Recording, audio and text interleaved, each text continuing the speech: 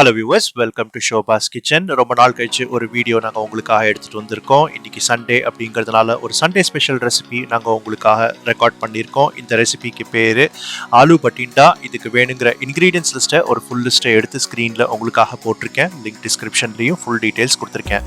வாங்க இந்த ரெசிபி எப்படி பண்ணுறதுன்னு போய் தெரிஞ்சுக்கலாம். இது 1/2 கிலோ உருளைக்கிழங்கு, சின்ன உருளைக்கிழங்கு. இது வேக வச்சு உரிச்சு வச்சுட்டு இருக்கேன். பெருசா இருக்கிறதெல்லாம் கொஞ்சம் பாதியா கட் பண்ணி வச்சுக்க போறேன். பெருசா இருக்கிறதுல இப்படி 2ஆ கட் பண்ணி வச்சுட்டு இருக்கேன். 1 ஸ்பூன் தனியா, ஒரு 1/2 டீஸ்பூன் சோம்பு, 1/2 டீஸ்பூன் ஜீரகம், 1/2 டீஸ்பூன் மிளகு, 2 காஞ்ச மிளகாய். இது வாசனை வர வரைக்கும் வறுக்கணும். இது நல்லா வறுத்தாச்சு. பிளேட்டுக்கு ட்ரான்ஸ்ஃபர் பண்ணிக்க போறேன். பிளேட்டுக்கு ட்ரான்ஸ்ஃபர் பண்ணிட்டு இருக்கேன். இது ஆறின அப்புறமா பொடிக்கணும். ஆறி எடுத்து பிளெண்டர்ல போட்டிருக்கேன். இப்போ பொடிக்க போறேன். ரொம்ப பவுடரா அரைக்கக்கூடாது. இது 1-2 அரைச்சுக்கணும். 2 டேபிள் ஸ்பூன் எண்ணெய் விடுறேன். 3/4 டீஸ்பூன் ஜீரகம் போடுறேன். 1/2 டீஸ்பூன் பூண்டு, 1/2 டீஸ்பூன் பச்சை மிளகாய்,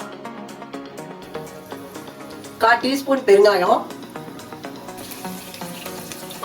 இது கொஞ்சம் கலரி விட்டுக்கலாம்.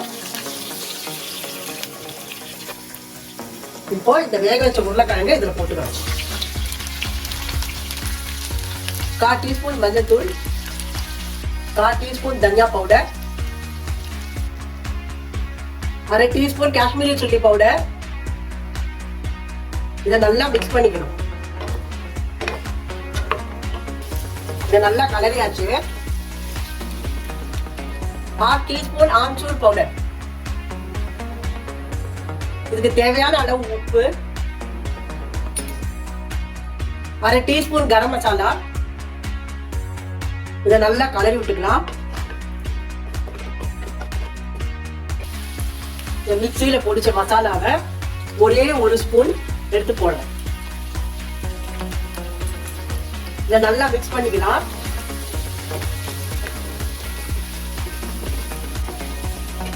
இது கொஞ்ச நேரம் வதங்கின அப்புறம் கடைசியா இந்த கொத்தமல்லி போடுறேன் நான். இதை நல்லா மிக்ஸ் பண்ணிக்கலாம்.